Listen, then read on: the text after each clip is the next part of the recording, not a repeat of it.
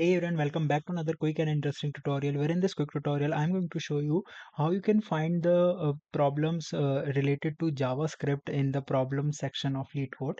In order to do that, all you need to do is to just simply first open the leetcode.com and sign in it with your credentials with your account.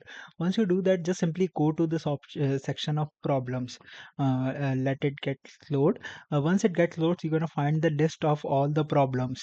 Now, to find the problems related to JavaScript, all you need to do is to just simply find the JavaScript in this section of all topics, or you can, if you cannot find the JavaScript, just simply scroll till the last and you will find it.